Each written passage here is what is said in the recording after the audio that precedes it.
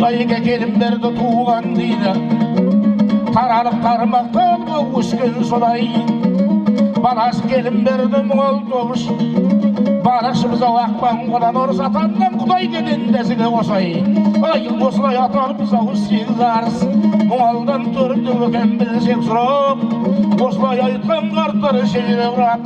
Бәйімбет әлейменен жауыл шоғы елекен маңдайда жаңған шырақ. Ай адайда төрт молым ту көтерген. Әр уақытта айбатынан жау күтірген. Қарасы бұл адайдың төрт мол деп ағызға осылайша атылынген. Ай және де бір үміттай бекеттеген. Тілегін пендесінің ау екеттеген. Сасқандар сыйынғанда бір бекетке қырсықтыға барба өтеттеген. Ай атаның рақымы түскен жандар ойлаған мақсатта жететтеген. Қолдай ұр атан бекетпіз бенден секілді тұлпар емес тұрдаймыз ау жалдардың соқпағы мен ау тепектеген. Киелі Маңғыстаудың төрінде үлкен ұлан асыр дүбірлі мереке болып жатыр. Атамыз Пірбекеттің 265 жылдығы ол кісіне ағамыз, абыз ағамыз, Алаштың абызы деп айтауға болатын қаламгер ағамыз Әбіш Кекілбаевтан артық дәріптеп мақтауға болған біздің тілімізде ойымызда жетпейді деп есептеймін. Сондықтан Әбіш ағамыз оған жеткілікті қылып айтып кетті. Бүгінгі мереке жаңағы мал шашу емес, бүгінгі мереке өскен ағартушыны, үлкен тұлғаны, діни тұлғаны, Киелі Маңғыстаудың қақ төрінде орын алған адай халқының ұраны болған атамыз Пірбекеттің 265 жылдық мерекесі.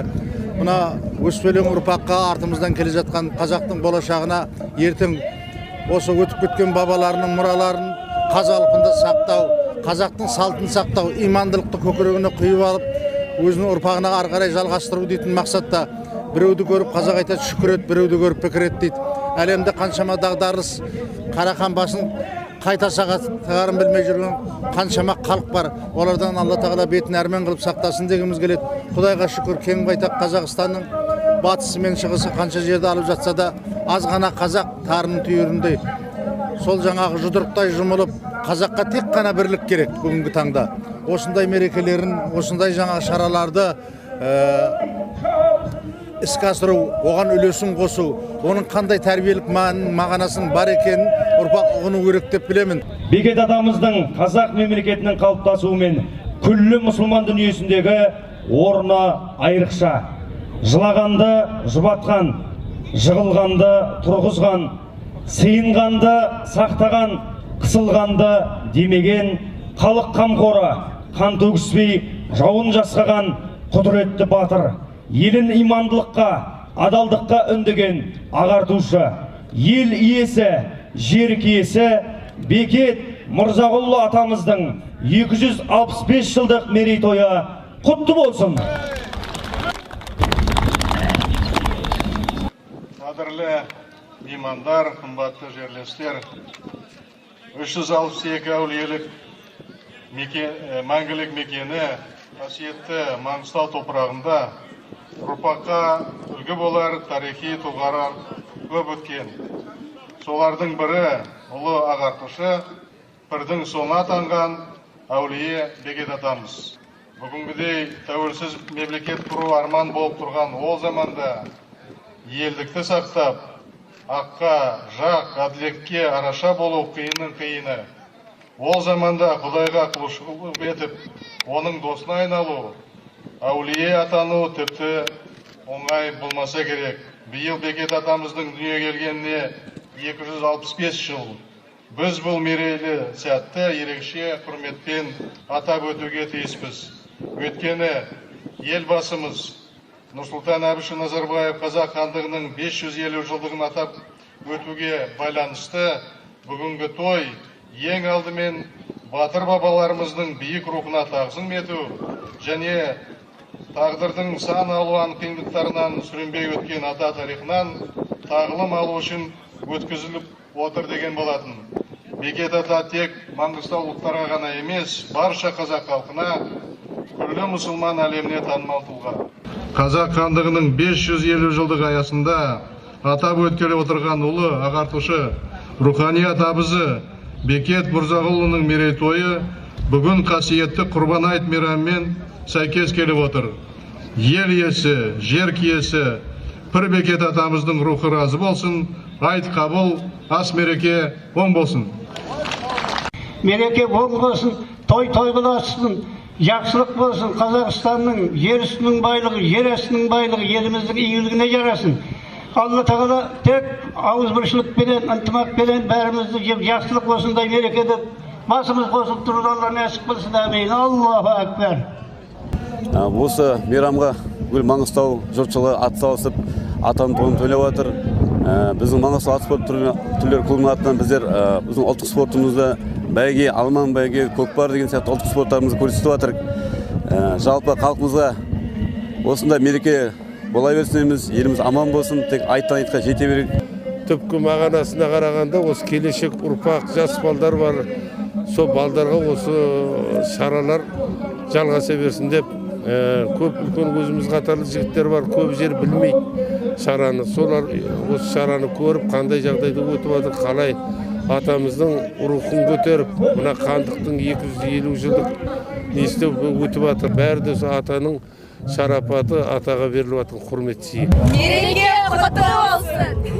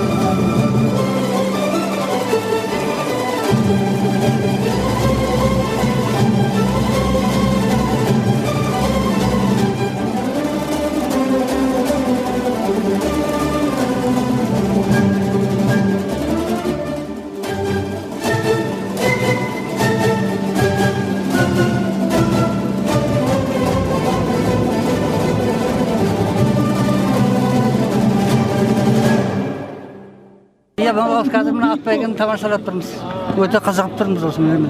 Бәрі міне осы. Қалайхан жұрт қарап жатыр бәрі. Қол бастап күн етіп жатыр, айқайлап жатыр айтып. Қазір кім қандай жүйріктерге болды? Мен енді жаңағы 39 менен 43 пен 42 мен. 43 сөйлегінен дәмелі менен. Екеуінің біреу алады. Осындай мына жарыс болып жатқанға Бекет атаның 265 жылдығына қуаныштымыз. Осы мына келіп жатқан бәйгелер келе берсін алдында. Жүлделерін ада берсін. Ал енді бәрін осы қуаныштымыз осындай. Осындай жылда болып тұрса екен дейміз. Жылқыға қызықпайтын адам бар ма? Ат десе біздің қазақ тұралған ба? Ей, тұлпардың кәрлік шағын домбырамен күй тартқан соңай есір жалды қара. Жігіттің жан сабағы ат шабады, ат шаппай тағы дейді ау бап шабады.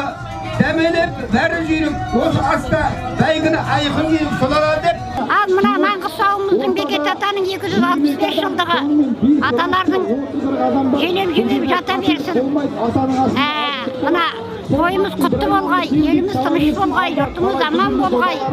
Мен осы Маңғыстаудың Жетібай кентінің 58 пен 59-дан бері қарай тұратын мұнайшы кентінің мұнай ашқан шалдың бірімін, Батабай деген шалдың кемпірімін. Ал тойларымыз тойғыласын, еліміз тыныш, жұртымыз аман болсын. Ал мына алып атқан бәйгелер тек бәйгені ала берсін, үлкен әдемі мәшінде міне берсін балдар. Құлағын түр қайшылап қазан аттарың, бақпен бабы сай келсе озат аттарың, ал бұйыртып бәйгенің алдынан келсең, көкке лақтырып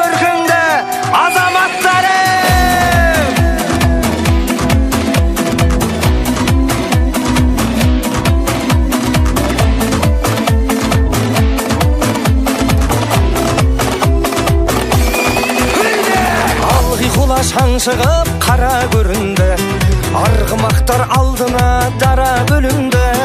Топырақты төңкеріп тарлан жануар, қайыстырып келеді қара жеріңді.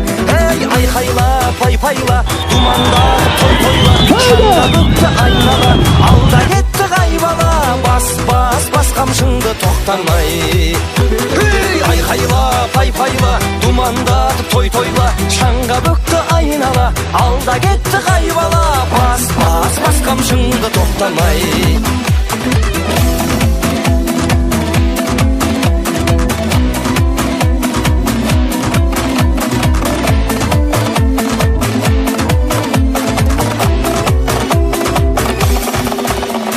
Шашасына шаң жұқпай шаршамай дара, дүбірімен дүрлікті ән сайдала.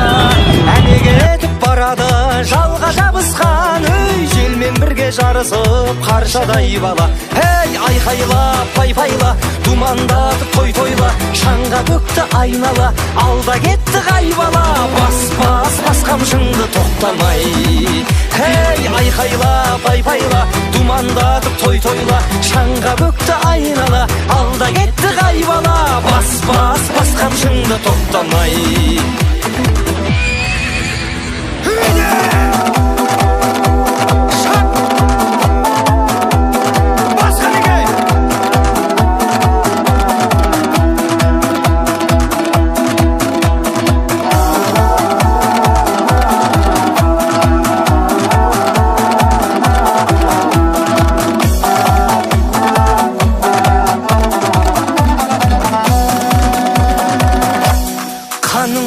Мұндайдай жаңғырар кеуде, жүлдеңді ал бәйгіңнің алдынан келде. Ожаратқан баланы сақтай көрізін, тұлпарды да тұяқтан қалдыра көрме. Ей айқайла пайпайла, думанда той тойла, шаңға бүкті айнала, алда кетті қайбала, бас қамшыңды тоқтамай. Ей айқайла пайпайла, думанда той тойла, шаңға бүкті айнала, алда кетті қайбала. Қарсыласың өте жоғары деңгейде, мықты. Амат өзіңе қиын болды ма? Жоқ, қиын соққан жоқ. Жеңетіңе сенімді болдың ба? Иә, сенімді болдым. Неге? Аты мықты өйткені. Бірінші болып келгенде қандай сезімде болды? Не ойладың? Ештеңе ойлаған жоқпын, постоянно алып жүріп қой машина. Ей айқайла пайпайла, думанда той тойла, шаңға бүкті айнала, алда кетті қайбала, бас